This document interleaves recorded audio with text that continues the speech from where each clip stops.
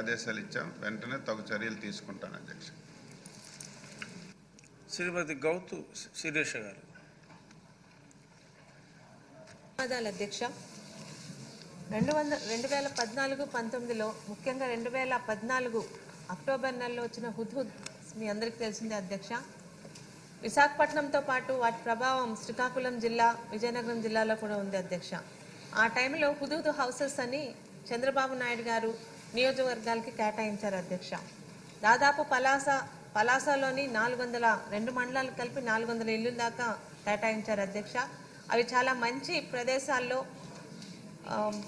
Apartment culture లాగా తీసుకొచ్చారు అధ్యక్ష. అయితే వాటిని తితలి టైంలోని నిర్లక్ష్యం చేయడం, ఆ తర్వాత మన ప్రభుత్వం మారిపోవడం, ముఖ్యంగా కరోనా టైంలో ఆ హౌసెస్ని హోమ్స్గా వాడి ఇంకా పూర్తిగా నాశనం చేశారు అధ్యక్ష.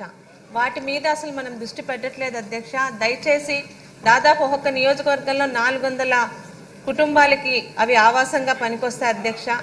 దాదాపు 30% పూర్తి అయ్యాయి కూడా. వాటి మీద సంబంధిత మంత్రి గారు దృష్టి పెట్టి, ముఖ్యంగా మా పలాసలో పక్కనున్న ఇటు ఇచ్చాపురంలోని టెక్కల్లో కూడా హుద్హుద్ హౌసెస్ ఉన్నాయి అధ్యక్ష. వాళ్ళ బెనిఫిషియర్స్ కూడా మనం ₹1 కూడా తీసుకుండా ఆ బెనిఫిషియర్స్ కూడా సెలెక్ట్ చేశాం అధ్యక్ష. వాటికి అవి అందించే బాధ్యత మన మీద ఉంది అధ్యక్ష. మన గవర్నమెంట్లోనే మొదలయ్యాయి కాబట్టి మళ్ళీ ఈరోజు కూటమి ప్రభుత్వంలో వాటిని పూర్తి చేసి ఆ బెనిఫిషియర్స్కి అందించాల్సిన బాధ్యత మన మీద ఉంది అధ్యక్ష. ధన్యవాదాలు అధ్యక్ష. చక్కటి సూచన. అది డిజాస్టర్ మేనేజ్మెంట్ మీద అధ్యక్ష తగు చర్యలు తీసుకుంటాం. చాలా సంతోషం. దగ్గుపాటి ప్రసాద్ గారు, మీరు ఫస్ట్ టైం అనుకుంటా 0. ధన్యవాదాలు అధ్యక్ష.